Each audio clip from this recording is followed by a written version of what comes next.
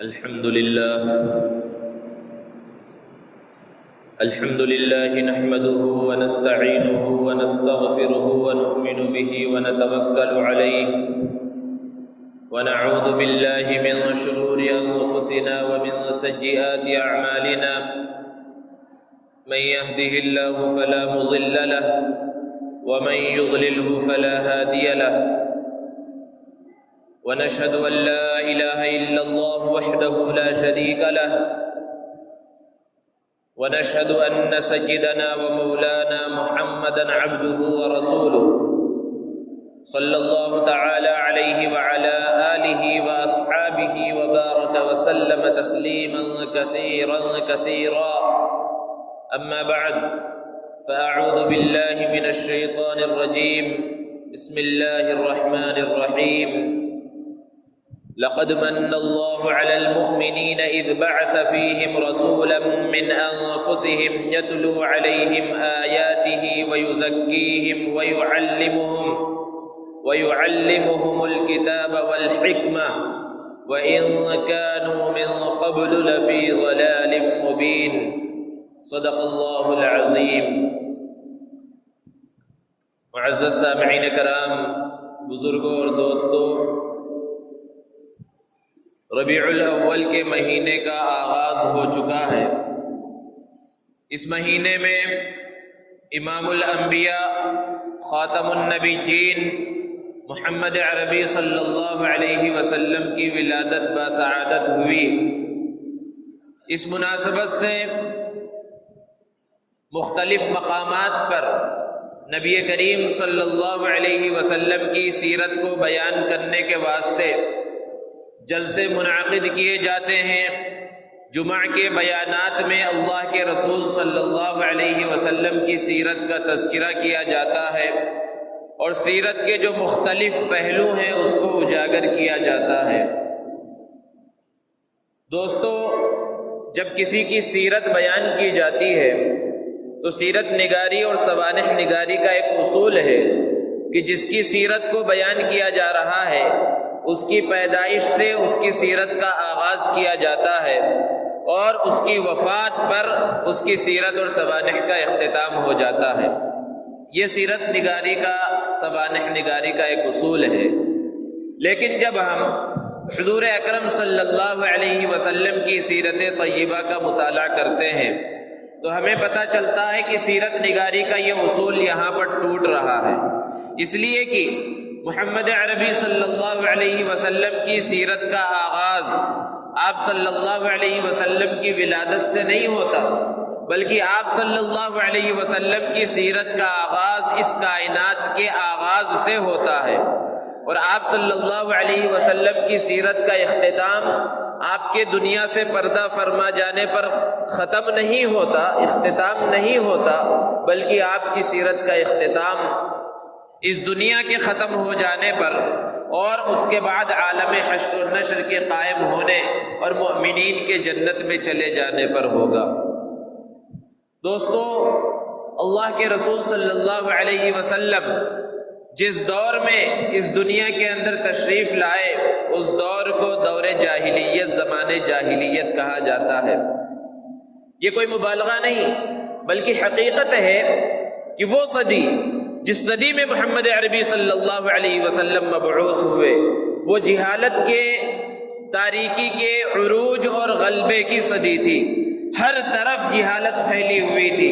ہر طرف ظلم و ستم کا دورہ تھا۔ دنیا کے بڑے بڑے مذاہب سب ناکام ہو چکے تھے۔ یہودیت چند رسم و رواج کا نام رہ گیا تھا، اور یوں بھی یہودیت ایک ایسا مذہب ہے جو دوسروں کو اپنے مذہب میں شامل ہونے کی دعوت دیتا بھی نہیں ہے، اور عیسائیت جو بہت بڑا مذہب تھا اس زمانے کا، اور آخری نبی اللہ کے رسول صلی اللہ علیہ وسلم سے پہلے حضرت عیسیٰ علیہ السلام تشریف لائے تھے، ان کے ماننے والوں کو عیسائی کہا جاتا تھا۔ لیکن جب سے اس کے اندر تثلیث کا عقیدہ داخل ہوا تھا، ایک میں تین اور تین میں ایک کی بھول بھلیوں میں وہ پڑے تھے، تو عیسائیت کی شکل بھی بت پرستی اور مورتی پوجا کے مذہب سے زیادہ اس کی کوئی حیثیت نہیں رہ گئی تھی۔ اور جہاں تک ہندوستان کی بات ہے تو اس زمانے میں بدھ مذہب ہندوستان اور وسط ایشیا میں پھیلا ہوا تھا، لیکن اس کی شکل بھی ایک بت پرستی کے مذہب کی تھی۔ اور جہاں تک ہندو مذہب کی بات ہے تو تاریخی روایتوں سے پتہ چلتا ہے کہ 6 صدی عیسوی میں اس مذہب کے اندر بت پرستی اور مورتی پوجا بہت عروج پر تھی، اور ان کے معبودوں کی تعداد کروڑوں میں بیان کی جاتی ہے کہ کروڑوں معبود انہوں نے بنا رکھے تھے۔ اور جہاں تک عربوں کا حال تھا تو ان کے اخلاق تباہ ہو چکے تھے، وہ شراب اور جوئے کے عادی تھے، وہ زناکار تھے، وہ بچیوں کو زندہ درگور کر دیا کرتے تھے، عورتوں کی ان کے پاس کوئی عزت نہیں تھی۔ ایک مرد جتنی عورتوں سے چاہتا شادی کرتا اور جب چاہتا چھوڑ دیتا، طلاق دے دیتا تھا۔ کوئی ایسی برائی نہیں تھی جو عربوں کے اندر پائی نہیں جاتی تھی۔ اور پھر یہ جہالت اور تاریکی ایسا نہیں ہے کہ صرف عربوں کے اندر محدود تھی، یہ عالمگیر تاریکی تھی۔ پوری دنیا کے اندر جہالت پھیلی ہوئی تھی، پوری دنیا تاریکی کے اندر ڈوبی ہوئی تھی۔ ایسے حالات میں ضرورت محسوس ہو رہی تھی ایک رہبر کی، ایک مصلح کی، ایک رہنما کی، جو عالمگیر تاریکی کے اندر، عالمگیر جہالت کے اندر ایک عالمگیر چراغ کو روشن کرے۔ لیکن بظاہر نا امیدی ہی نا امیدی تھی، مایوسی ہی مایوسی تھی، اور خواہ بخواہ امید باندھنے کی بھی کوئی شکل نظر نہیں آ رہی تھی۔ لیکن اسی زمانے میں ایک بہت بڑا واقعہ پیش آیا جو دنیا کے لوگوں نے دیکھا اور سنا، اور اس واقعے کی وجہ سے لوگوں کے دل عربوں کی طرف اور عربوں میں بھی خاص طور پر قریش کی طرف متوجہ ہوئے۔ اور وہ واقعہ کیا ہوا؟ اللہ نے اس کو قرآن مجید کے اندر بیان فرمایا۔ اصحاب فیل، واقعہ فیل، ہاتھیوں کی تباہی، ہاتھیوں کے لشکر کی تباہی اور بربادی کا واقعہ۔ یمن کے علاقے صنعاء کا ایک گورنر تھا ابرہہ، وہ جب کعبۃ اللہ کی عظمت کو دیکھتا کہ دنیا کے کونے کونے اور چپے چپے سے لوگ اس کی زیارت کے واسطے اور اس کے دیدار اور اس کے طواف کے واسطے آتے ہیں، تو چونکہ وہ عیسائی تھا، اس نے صنعاء کے اندر جہاں کا وہ گورنر تھا ایک بہت بڑا کلیسا، بہت بڑا گرجا خوبصورت تعمیر کیا، اور مقصد یہ تھا کہ کم سے کم یمن کے لوگوں کو مکہ جانے سے اور کعبۃ اللہ کے دیدار سے روکا جائے، اور وہ میرے خوبصورت گرجا کے دیدار کے واسطے، زیارت کے واسطے آئے۔ عرب چاہے جتنے خراب تھے، ان کے اندر ہزار برائیاں تھی، وہ زانی تھے، شرابی تھے، لوٹ مار کرنے والے تھے، لیکن کعبۃ اللہ کی محبت ان کے دلوں کے اندر تھی۔ کعبہ کی عظمت سے کسی بھی طرح وہ سمجھوتا کرنے کے لیے تیار نہیں تھے۔ جب یہ گرجا بن کر تیار ہوا تو کسی کنانی شخص نے غصے میں آ کر قضائے حاجت کر کے اس گرجا کو گندا کر دیا، اور بعض روایتوں سے پتہ چلتا ہے کہ قریب میں کسی نے آگ جلائی اور اس آگ کے شعلوں نے گرجا کو پکڑ لیا اور اس کا ایک حصہ تباہ و برباد ہو گیا۔ جب ابرہہ کو یہ پتہ چلا تو اسے بہت غصہ آیا، اس نے قسم کھا لی کہ اب تو میں کعبۃ اللہ کو گرا کر دم لوں گا، اور اس مقصد کو، اپنی اس خواہش کو پورا کرنے کے واسطے اس نے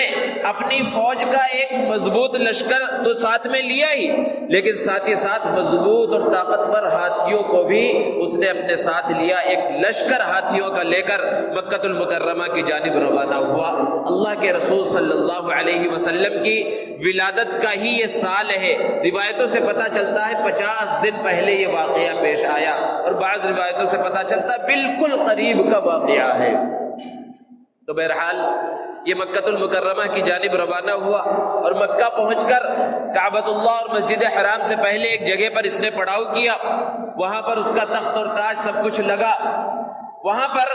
اللہ کے رسول صلی اللہ علیہ وسلم کے دادا اور اس زمانے میں جو کعبۃ اللہ کی دیکھ بھال کرنے والے تھے، متولی تھے، حضرت عبد المطلب، ان کے کچھ اونٹ وہاں پر چر رہے تھے۔ جب ان اونٹوں کے بارے میں اسے پتا چلا کہ عبد المطلب کے ہیں، کعبہ کے متولی کے ہیں، تو اس نے ان اونٹوں کو پکڑ لیا۔ جب حضرت عبد المطلب کو اس بارے میں اطلاع ملی تو وہ ابرہہ سے ملاقات کرنے کے واسطے اس جگہ پر پہنچے، اور ابرہہ اپنے تخت پر بیٹھا ہوا تھا۔ حضرت عبد المطلب جب اندر خیمے کے اندر داخل ہوئے تو اللہ نے انہیں رعب اور دبدبہ اور خوبصورتی عطا فرمائی تھی۔ اس کو دیکھ کر وہ مرعوب ہو گیا، خود انہیں تو اوپر نہیں بلایا لیکن ان سے ملاقات کے واسطے نیچے اتر کر آیا اور نیچے بیٹھ کر بات کی۔ پوچھا کس لیے آئے ہو؟ حضرت عبد المطلب نے کہا کہ میرے اونٹوں کو تم نے پکڑ لیا ہے، میں اپنے اونٹوں کو چھڑانے کے واسطے آیا ہوں، آپ سے کہہ رہا ہوں کہ خواہ میرے اونٹوں کو آپ نے پکڑا ہے، میرا اونٹ چھوڑ دیجئے، میں چلا جاؤں گا، بس یہی مقصد ہے۔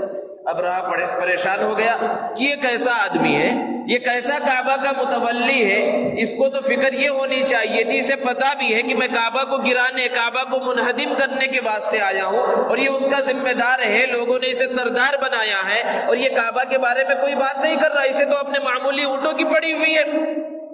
اور اس نے اس بات کا اظہار بھی حضرت عبد المطلب کے سامنے کیا کہ آپ جو ہے کعبہ کے بارے میں کوئی بات نہیں کرتے، آپ کو پتا ہے کہ میں اسے گرانے کے واسطے آیا ہوں، اتنا بڑا لشکر ہے انسانوں کا اور ہاتھیوں کا۔ عبد المطلب نے جو جواب دیا واقعی وہ جواب ہے، یہ یقین ہے، کس طرح کا یقین تھا اللہ رب العزت کی ذات پر۔ ارشاد فرمایا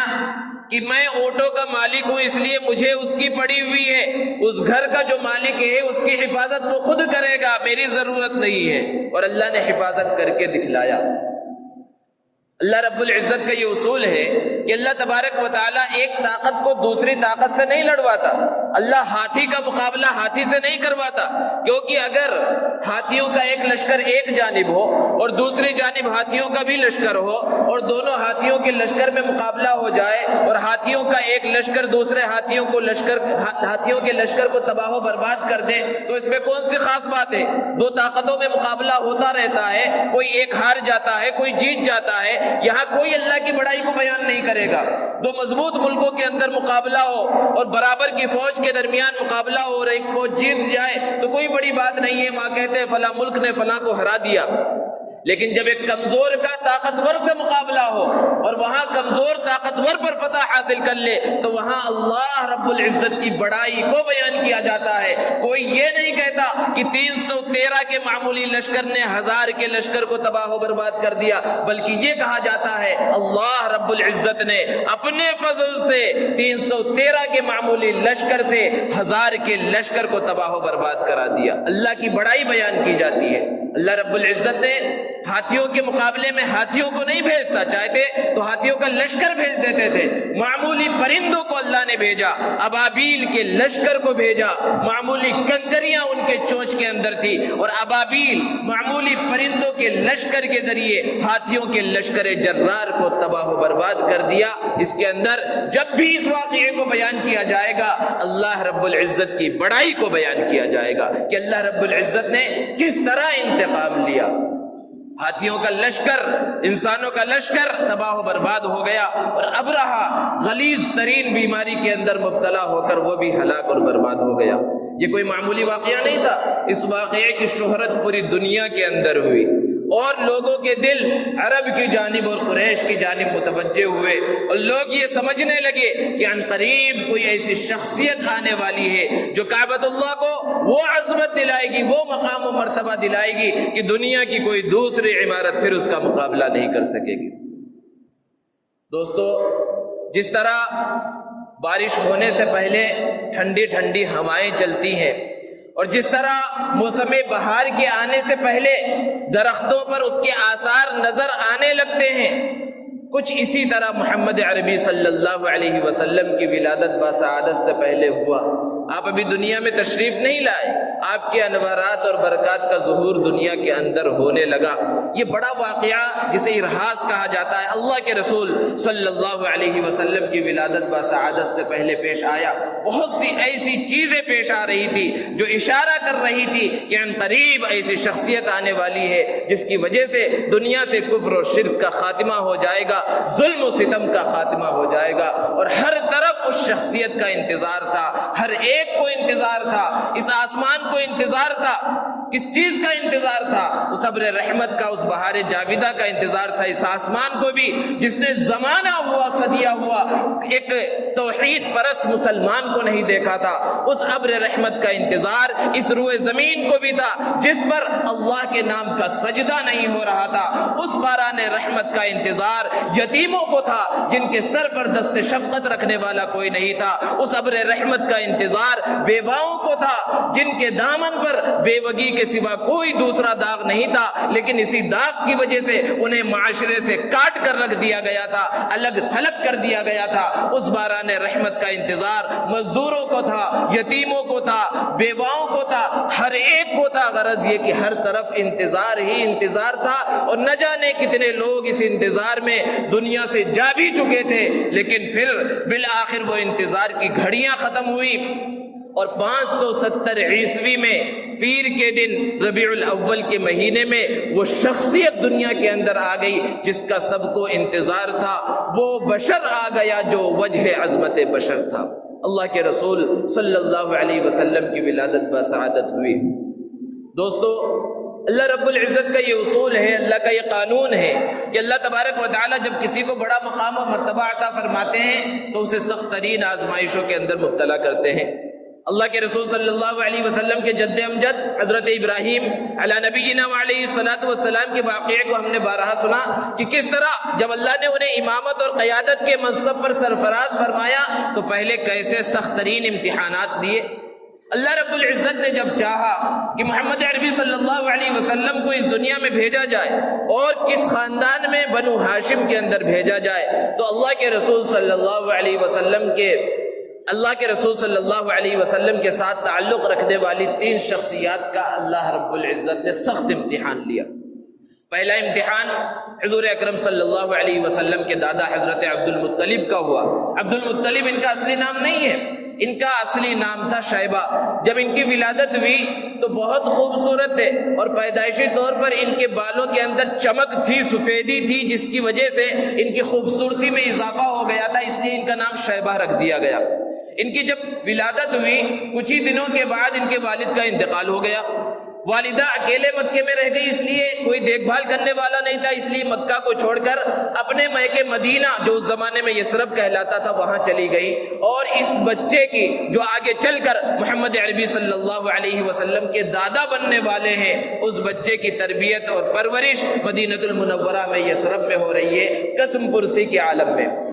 مکہ کا ایک تاجر تجارت کی غرض سے مدینے سے گزر رہا تھا تو اس نے دیکھا کہ ایک میدان میں کچھ بچے تیر اندازی کا مقابلہ کر رہے ہیں۔ بچے نشانہ لگاتے ہیں، اکثروں کا نشانہ ان کے نشانے پر لگتا نہیں ہے، لیکن ایک بچہ ہے جب بھی وہ تیر سے نشانہ لیتا ہے تو یہ کہتا ہے میں قریش کا بیٹا ہوں، اور پھر اس کے بعد تیر پھینکتا ہے تو تیر بالکل نشانے پر جا کر بیٹھتا ہے۔ اس تاجر کو تعجب ہوا کہ آخر قریش کا یہاں پر کون ہے؟ لوگوں سے پتہ کیا تو اسے بتلایا گیا کہ اصلاً مکہ کا رہنے والا ہے، اس کا باپ مکہ کا تھا، باپ کے انتقال کے بعد ماں اس بچے کو لے کر یہاں پر آ گئی۔ تو یہ تاجر جب واپس مکہ پہنچا تو شیبہ کے جو چچا تھے ان سے ملاقات کی، جن کا نام تھا مطلب سے کہا کہ آپ تو بڑی عیش و عشرت کی زندگی یہاں مکہ میں گزار رہے ہیں، آپ کا ایک بھتیجا بھی آپ کو تو شاید معلوم بھی نہیں ہوگا، اور وہ یہاں سے کافی دور مدینے کے اندر یثرب کے اندر قسم پرسی کی زندگی گزار رہا ہے، آپ کو فکر بھی نہیں، آپ یہاں کے سردار ہیں اور یوں ہی زندگی گزار رہے ہیں۔ ان کو جب پتا چلا تو وہ فوراً یثرب گئے اور اس بچے کو اپنے ساتھ لے کر آئے۔ جب وہ مکے میں داخل ہو رہے ہیں تو سواری میں پیچھے بٹھا رکھا تھا، اور چونکہ مکہ کے کسی آدمی نے پہلے سے اس بچے کو دیکھا نہیں تھا تو لوگوں نے یہ سمجھا کہ شاید مطلب کوئی غلام خرید کر لے کر آئے ہیں، اس لیے عبد المطلب کہا کہ یہ مطلب کا غلام ہے۔ یہ نام اتنا مشہور ہو گیا کہ اصلی نام لوگوں کے ذہنوں سے ختم ہو گیا اور عبد المطلب کے نام سے مشہور ہو گئے۔ ذرا تصور کیجئے کہ کتنی عظیم شخصیت ہیں۔ اللہ کے رسول صلی اللہ علیہ وسلم کی ولادت بسعادت ان کے صلب سے ہونے والی ہے، لیکن بچپنا کیسی قسم پرسی کی حالت میں گزر رہا ہے۔ اللہ رب العزت کا امتحان ہے۔ حضرت عبد المطلب کا جب نکاح ہوا تو ایک نظر مانی کہ اگر اللہ نے مجھے 10 بیٹے عطا فرمائے تو ان میں سے ایک کو اللہ کی راہ میں قربان کر دوں گا۔ اب یہاں دوسرا امتحان حضور اکرم صلی اللہ علیہ وسلم کے والد محترم حضرت عبداللہ کا ہوتا ہے۔ جب 10 بیٹے اللہ نے عطا فرما دیے اور 10 کے 10 جوان ہو گئے تو اس وقت حضرت عبد المطلب نے اپنی نظر کو پورا کرنے کا ارادہ کیا اور 10 کے 10 بیٹوں کے نام قرع نکالا، تو قرع سب سے چھوٹے اور سب سے خوبصورت اور سب سے محبوب بیٹے حضرت عبداللہ کے نام نکلا۔ حضرت عبد المطلب نے انہیں قربان کرنے کا ارادہ کیا تو اللہ کے رسول صلی اللہ علیہ وسلم کی پھوپھیوں نے، حضرت عبداللہ کی بہنوں نے کہا کہ نہیں، اس بچے کو جو ہے قربان مت کیجیے، ذبح مت کیجیے، اس کی جگہ پر 100 اونٹوں کو آپ شامل کر لیجیے، 10 اونٹ کو پہلے شامل کیجیے اور پھر اس بچے کا نام ایک طرف رکھیے۔ اس طرح جو ہے پھر قرآن اندازی کی گئی، ایک طرف 10 اونٹ ہے، ایک طرف جو ہے حضرت عبداللہ ہے، پھر قرآن نکالا گیا، چٹھی اچھالی گئی تو پھر نام حضرت عبداللہ کا نکلا، پھر 10 اونٹوں کا اضافہ کیا گیا، بار بار نام حضرت عبداللہ کا نکلتا رہا، یہاں تک کہ جب اونٹوں کی تعداد ایک طرف 100 ہو گئی اور ایک طرف حضرت عبداللہ کا نام ہے، اور پھر قرآن اندازی کی گئی، پھر چٹھی اچھالی گئی تو اس میں نام 100 اونٹوں کا نکلا۔ حضرت عبد المطلب نے اس وقت 100 اونٹوں کو قربان کیا اور حضرت عبداللہ کی زندگی بچ گئی۔ ایک موقع پر پیارے آقا صلی اللہ علیہ وسلم نے ارشاد فرمایا، انا ابن الذبیحین، کہ میں 2 ذبیح کا بیٹا ہوں۔ یہ پہلے ذبیح ہیں حضرت اسماعیل علیہ السلام، میں ان کی اولاد میں سے ہوں، ان کے بھی ذبح ہونے کا، قربان ہونے کا فیصلہ ہو چکا تھا، اللہ نے ان کی حفاظت فرمائی، ان کو بچایا، اس کے بدلے میں دمبے کو قربان کیا گیا۔ اور میں عبداللہ کا بیٹا ہوں، وہ بھی ذبیح تھے، ان کے بھی قربان ہونے کا فیصلہ ہو چکا تھا، لیکن اللہ نے ان کی حفاظت فرمائی، ان کو بچایا اور ان کے بدلے میں 100 اونٹوں کو قربان کیا گیا۔ یہ اللہ کے رسول صلی اللہ علیہ وسلم کے والد محترم حضرت عبداللہ کا امتحان ہے۔ مدینے کی ایک خاتون حضرت آمینہ سے حضرت عبداللہ نے نکاح کیا، نکاح کے کچھ ہی دنوں کے بعد حضرت عبداللہ کا انتقال ہو گیا۔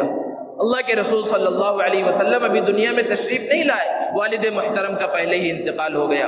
اور پھر حضرت آمینہ حمل سے ہیں۔ اللہ کے رسول صلی اللہ علیہ وسلم کے انوارات اور برکات کا ظہور ہو رہا ہے۔ عورتیں عام طور پر جب حاملہ ہوتی ہیں تو انہیں تکلیف کا احساس ہوتا ہے، لیکن حضرت آمینہ کو کوئی تکلیف کا احساس نہیں ہوا۔ وہ جہاں چلتی ایسا محسوس ہوتا کہ درخت ان کے اوپر سایہ کر رہے ہیں، بادل ان کے اوپر سایہ کر رہے ہیں، پتھر انہیں سلام کر رہے ہیں۔ زمزم کے کنویں پر پانی لینے کے واسطے جاتی تو پانی خود بخود اوپر آ جاتا، دوسری عورتیں جب پہنچتی تو پانی نیچے چلا جاتا، جب تک حضرت آمینہ وہاں کھڑی رہتی پانی اوپر رہتا۔ اس طرح کی بہت سی چیزیں اللہ کے رسول صلی اللہ علیہ وسلم ابھی دنیا میں تشریف نہیں لائے، آپ کی برکات کی وجہ سے ان سب چیزوں کا ظہور ہو رہا ہے۔ اور پھر جب حضور اکرم صلی اللہ علیہ وسلم کی ولادت باسعادت ہوئی، حضرت آمینہ فرماتی ہے کوئی تکلیف محسوس نہیں ہوئی، درد ذہ کا احساس نہیں ہوا۔ اور جس دن اللہ کے رسول صلی اللہ علیہ وسلم کی ولادت باسعادت ہوئی، ملک شام کے محلات روشن ہو گئے۔ حضرت آمینہ نے اس طرح دیکھا کہ میں دیکھ رہی ہوں گویا کہ ملک شام کے محلات روشن ہو گئے ہیں، اور قیصر و کسریٰ کے محلات کے اندر زلزلہ آ گیا۔ فارس کا آتش کدہ جو 1000 سال سے جل رہا تھا، اس کی آگ بجھی نہیں تھی، حیرت انگیز طور پر وہ آگ بجھ گئی، اور کسریٰ کے محل کے 14 کنگرے جو خوبصورت لٹکتے ہوئے ہوتے ہیں وہ ٹوٹ کر گر گئے۔ جب صبح ہوئی، کسریٰ نے کاہنوں کو، معبروں کو بلایا کہ آخر یہ زلزلے کا احساس کیوں ہوا اور یہ کنگرے کیوں ٹوٹ کر گر گئے؟ تو معبروں نے، کاہنوں نے بتایا کہ کوئی ایسا بچہ اس دنیا کے اندر آ چکا ہے جو آپ کے خاندان سے بادشاہت کے خاتمے کا سبب بنے گا۔ تو اس نے پوچھا یہ 14 کنگروں کے ٹوٹنے کا کیا مسئلہ ہے؟ تو ان لوگوں نے بتایا بادشاہت کا خاتمہ ضرور ہوگا آپ کے خاندان سے، لیکن ابھی نہیں، 14 بادشاہ آپ کے خاندان میں آئیں گے، پھر اس کے بعد آپ کے خاندان سے بادشاہت کا خاتمہ ہوگا۔ تو کسریٰ خوش ہو گیا، وہ کہنے لگا 14 بادشاہوں کے گزرنے میں تو صدیاں بیت جائیں گی، لیکن تاریخ گواہ ہے صدیاں نہیں بیتی۔ حضرت عثمان غنی رضی اللہ تعالی عنہ کا دور خلافت آتے آتے 14 بادشاہ گزر گئے، اور وہ عظیم سلطنت جس کا نام سن کر دنیا کانپ جاتی تھی وہ مسلمانوں کے ہاتھوں میں آ گئی۔ تو بہرحال اللہ کے رسول صلی اللہ علیہ وسلم کی ولادت باسعادت ہوئی۔ سب سے پہلے ابو لہب کی باندی سویبہ نے اللہ کے رسول صلی اللہ علیہ وسلم کو دودھ پلایا، اور عربوں کا یہ معمول تھا کہ جب بچوں کی ولادت ہوتی تھی تو ان کی تربیت اور ان کی پرورش کے واسطے اور رضاعت کے واسطے، دودھ پلانے کے واسطے دیہات کی عورتوں کے حوالے کر دیا کرتے تھے۔ مقصد دو تھے، پہلا مقصد تو یہ تھا کہ دیہات کی آب و ہوا اچھی ہے، ان کی پرورش اچھے انداز میں ہوگی، بچے صحت مند ہوں گے، اور دوسری وجہ یہ تھی کہ وہ اپنی زبان کے بارے میں بڑے حساس تھے کہ شہر کی زبان اچھی نہیں ہوتی، دیہات میں رہیں گے تو بچوں کی زبان بھی اچھی ہوگی، فصاحت اور بلاغت ان کے اندر پیدا ہوگی۔ اس وجہ سے بھی وہ دیہات کی عورتوں کے حوالے کر دیا کرتے تھے پرورش کرنے کے واسطے۔ اسی زمانے میں بنو سعد سے 10 عورتیں مکہ المکرمہ کی جانب روانہ ہوئی بچوں کو لینے کے واسطے، کہ وہ بچوں کو لیں اور اپنے علاقے بنو سعد کے اندر جائے۔ وہاں کی عورتیں بہت مشہور تھی بچوں کی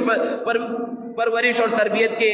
معاملے کے اندر انہی عورتوں میں حضرت حلیمہ سعدیہ بھی ہیں، لیکن وہ خود بیمار رہتی تھی، ان کے شوہر بھی بیمار تھے، ان کے ساتھ جو سواری تھی وہ بھی لاغر کمزور تھی، سب عورتیں ایک ساتھ روانہ ہوئی تھی، لیکن ان کی اونٹنی چونکہ کمزور تھی اس لیے سب سے پیچھے رہ گئی، اور یہ باقی عورتیں پہلے مکہ المکرمہ پہنچ گئی اور مالدار گھرانوں سے بچوں کو اٹھا لیا، کیونکہ بچوں کی پرورش اور بچوں کو دودھ پلانے کی اجرت متعین نہیں کی جاتی تھی، کیونکہ اگر اجرت متعین کر دی جائے تو پھر اتنا ہی ملے گا، وہاں پر وہ انعام کی حقدار ہوتی تھی کہ اپنی خوشی سے جو جتنا چاہے دے دے، تو جو جتنا بڑا مالدار ہوگا اس سے اتنا زیادہ ملنے کی امید ہوگی۔ وہ عورتیں حضرت عبد المطلب کے گھر اللہ کے رسول صلی اللہ علیہ وسلم کے گھر بھی آئیں، انہوں نے پوچھا کہ باپ کیا کرتے ہیں، بتلایا گیا کہ باپ تو ہے ہی نہیں، تو یتیم سمجھ کر انہوں نے چھوڑ دیا۔ وہ جسے یتیم سمجھ کر چھوڑ رہی تھی انہیں کیا معلوم تھا کہ یہ یتیم نہیں، یہ در یتیم ہے۔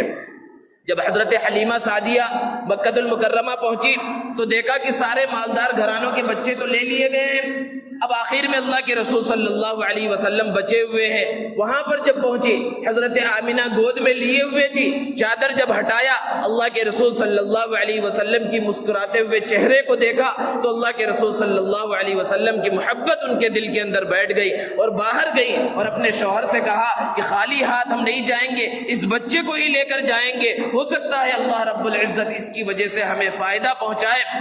اور حضرت حلیمہ سعدیہ نے اللہ کے رسول صلی اللہ علیہ وسلم کو اپنے گود میں لے لیا اور حضرت آمینہ سے کہا، اے آمینہ میں نے بہت بچوں کو دودھ پلایا ہے، میں نے دیہاتوں کے اندر اتنا خوبصورت بچہ نہیں دیکھا۔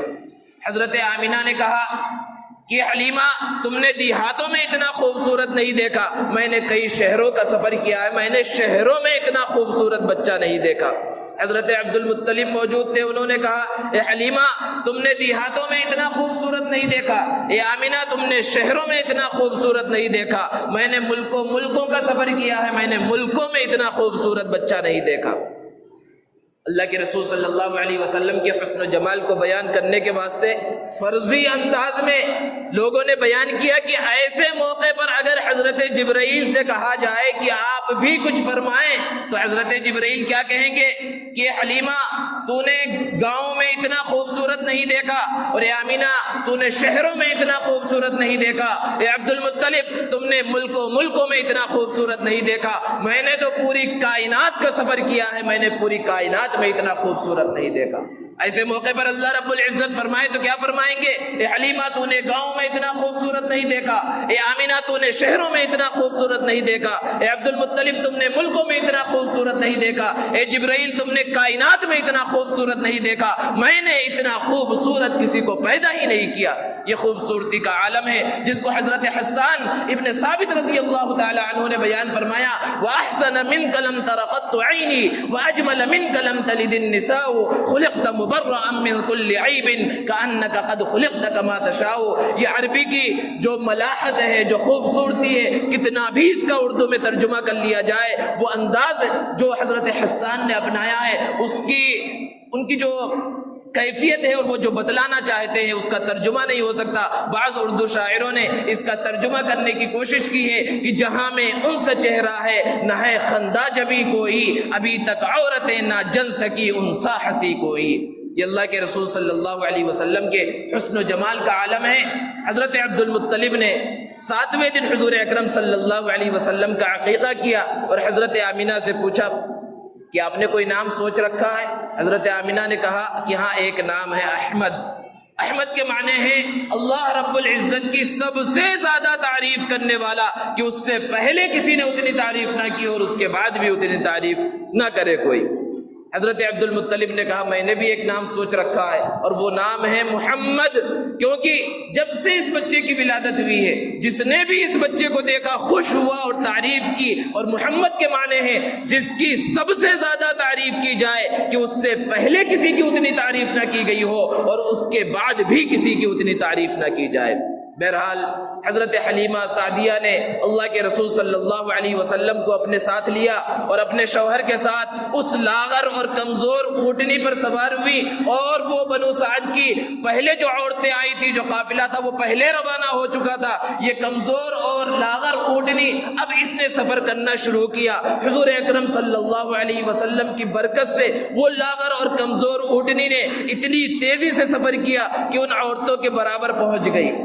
جب ان عورتوں نے دیکھا کہ حضرت حلیمہ تو اتنی بعد میں روانہ ہوئی، ہم تو ان سے بہت پہلے روانہ ہو چکی تھی، اور ہماری سواریاں طاقتور ہیں، مضبوط ہیں، تیز چلنے والی ہیں، اور ان کی سواری تو لاغر ہے، کمزور ہے، آہستہ چلنے والی ہے، تو تعجب میں پوچھا، اے حلیمہ کیا تم نے سواری کو بدل لیا ہے؟ حضرت حلیمہ نے جواب دیا، نہیں، میں نے سواری کو نہیں بدلا، میں نے سوار کو بدل لیا ہے، اور جب سواریوں کے سوار بدلتے ہیں تو سواریوں کے انداز بھی بدل جایا کرتے ہیں۔ حضرت حلیمہ سعدیہ اپنے گھر جب پہنچی تو پہلے جب روانہ ہوئی تھی تو گھر میں جو بکریاں تھیں وہ بھی کمزور تھی، کیونکہ کھانے پینے کے واسطے کوئی چیز نہیں تھی، چارہ اور غلہ نہیں تھا، ان کے تھنوں میں دودھ نہیں تھے، لیکن جب دوبارہ پہنچی تو دیکھا کہ ساری بکریاں وہاں پر تندرست نظر آ رہی ہیں، فربا نظر آ رہی ہیں، اور سب کے تھن دودھ سے بھرے ہوئے ہیں۔ انہوں نے دودھ نکالنا شروع کیا، گھر کے سارے برتن بھر گئے، خود پیا، اپنے شوہر کو پلایا، اپنی بچی کو پلایا، اور سب سیراب ہو گئے۔ اللہ کے رسول صلی اللہ علیہ وسلم اب وہاں پر بڑے ہونے لگے، آپ کی پرورش ہونے لگی، اور جب اللہ کے رسول صلی اللہ علیہ وسلم تھوڑا بڑے ہو گئے اور بولنے کی عمر کو پہنچے تو اس وقت ایک دن ایسا ہوا کہ حضرت حلیمہ نے اپنی بیٹی جو حضور اکرم صلی اللہ علیہ وسلم سے عمر میں بڑی تھی، جن کا نام روایتوں کے اندر آیا ہے شیمہ تھا، ان سے کہا کہ آج تمہارے والد کی طبیعت خراب ہے، آج وہ بکریاں چرانے کے واسطے نہیں جا سکیں گے، تم آج بکریوں کو لے کر جاؤ۔ شیمہ کہنے لگی، نہیں، میری ایک شرط ہے، یہ قریشی بچہ جو ہے اسے بھی میرے ساتھ بھیج دیں تو میں بکریوں کو لے کر جاؤں گی۔ حضرت حلیمہ بہت پریشان ہوئی، یہ کیسی بچی ہے، وہاں جا کر بکریوں کو سنبھالے گی یا بچے کو سنبھالے گی؟ لیکن وہ ضد کرنے لگی، تو حضرت حلیمہ نے وجہ پوچھا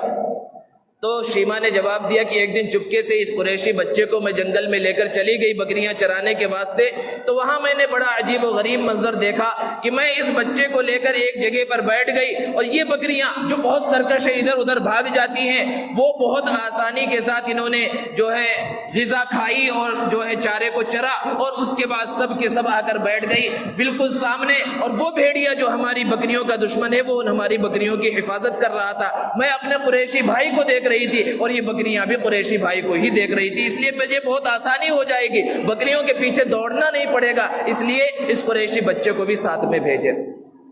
یہ اللہ کے رسول صلی اللہ علیہ وسلم کی خصوصیات ہیں، تفصیل کا موقع نہیں ہے۔ 4 سال اللہ کے رسول صلی اللہ علیہ وسلم حضرت حلیمہ کے پاس رہے، بہت سے واقعات پیش آئے کہ اگر ان کو بیان کیا جائے اور سنا جائے تو انسان اللہ کے رسول صلی اللہ علیہ وسلم کی محبت کے اندر فدا ہو جائے کہ کیسا انداز تھا، کیسا زمانہ تھا اللہ کے رسول صلی اللہ علیہ وسلم کے بچپنے کا۔ اللہ کے رسول صلی اللہ علیہ وسلم کی عمر مبارک جب 4 سال ہوئی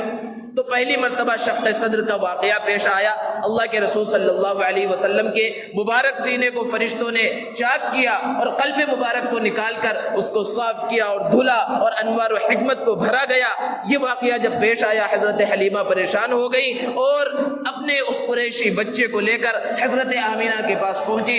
اور ان کے حوالے کر دیا۔ اللہ کے رسول صلی اللہ علیہ وسلم 4 سال تک حضرت حلیمہ کے پاس رہے۔ اللہ کے رسول صلی اللہ علیہ وسلم نے کس طرح ان کا حق ادا کیا، کس طرح خیال رکھا، یہ سیرت کے واقعات اور سیرت کے موضوعات کو بیان کرنے کا مقصد کیا ہے کہ صرف واقعات کو سن لیا جائے؟ اصل مقصد ہے سبق حاصل کرنا کہ اللہ کے رسول صلی اللہ علیہ وسلم کی یہ مبارک زندگی محمد بن عبداللہ کی حیثیت ہے، محمد الرسول اللہ کی حیثیت سے نہیں ہے، لیکن ان 4 سالوں میں اللہ کے رسول صلی اللہ علیہ وسلم نے جو زندگی گزاری، بعد میں کس طرح حق ادا کیا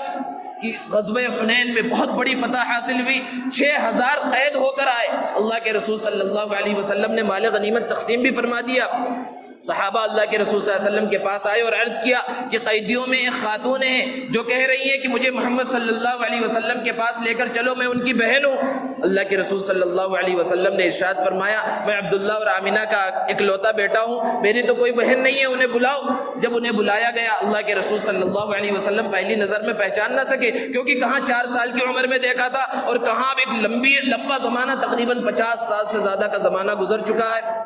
حضرت شیمہ نے کہا کہ آپ نے مجھے پہچانا نہیں؟ میں آپ کی بہن ہوں اور میں آپ کو گود میں کھلایا کرتی تھی اور لوریاں دیا کرتی تھی۔ روایتوں میں ان لوریوں کے الفاظ تک موجود ہیں کہ میں آپ کو لوریاں دیا کرتی تھی۔ یا اللہ ابقی لنا محمدا، کہ اللہ ہمارے لیے محمد کو ہمیشہ باقی رکھنا۔ اور دیکھو اللہ نے کس طرح میری دعا کو قبول کیا کہ آپ کو وہ مقام و وہ مرتبہ عطا کیا ہے کہ آپ کی وہ بہن جو آپ کو گود میں کھلاتی تھی آپ کی قیدی بن کر حاضر ہوئی ہے۔ اللہ کے رسول صلی اللہ علیہ وسلم نے پہچان لیا، اپنی نبوت کی چادر کو ان کے واسطے بچھا دیا اور کہا تشریف رکھیے۔ وہ وہاں پر بیٹھی۔ اللہ کے رسول صلی اللہ علیہ وسلم نے ارشاد فرمایا اگر آپ میرے پاس رہنا چاہیں میں آپ کی کفالت کروں گا، اور اگر آپ جانا چاہیں تو بڑے اعزاز اور اکرام کے ساتھ آپ کو روانہ کروں گا۔ حضرت شیمہ نے کہا نہیں میں جانا چاہتی ہوں۔ اللہ کے رسول صلی اللہ علیہ وسلم نے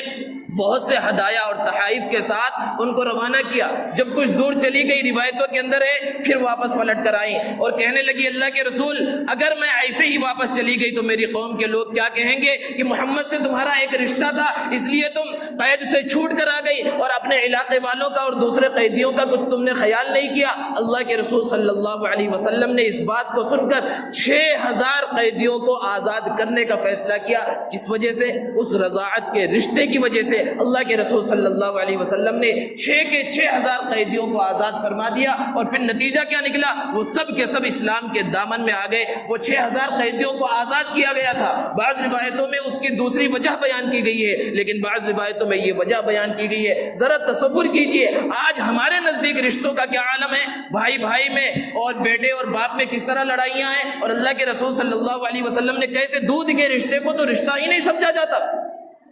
اللہ کے رسول صلی اللہ علیہ وسلم نے صرف چند دن 2 یا 3 دن حضرت سہیبہ کا دودھ پیا تھا، لیکن کس طرح ان کے ساتھ حسن سلوک کیا جو ابو لہب کی باندھی ہے۔ اللہ کے رسول صلی اللہ علیہ وسلم جب تک مکہ میں رہے اس وقت تک ان کے ساتھ حسن سلوک کرتے رہے، ہدایا اور تحائف بھیجتے رہے۔ جب مدینہ چلے گئے کوئی بھی مکہ جانے والا ملتا تو حضرت سہیبہ کے واسطے کچھ نہ کچھ ہدیہ اور تحفہ بھیجتے۔ اور فتح مکہ کے موقع پر جب 10,000 صحابہ کے ساتھ اللہ کے رسول صلی اللہ علیہ وسلم مکہ المکرمہ میں فاتحانہ انداز میں داخل ہوئے، کیسی خوشی کا موقع ہے، لیکن ایسے موقع پر بھی اپنی رضائی والدہ حضرت سہیبہ کو نہیں بھولے۔ پوچھا کیا سہیبہ زندہ ہے؟ لوگوں نے بتلایا ان کا تو انتقال ہو گیا ہے۔ آپ صلی اللہ علیہ وسلم نے پوچھا ان کے بیٹے مسرور زندہ ہیں؟ فرمایا گیا نہیں ان کا بھی انتقال ہو چکا ہے۔ اللہ کے رسول صلی اللہ علیہ وسلم نے فرمایا اگر وہ آج باحیات ہوتے تو میں ان کے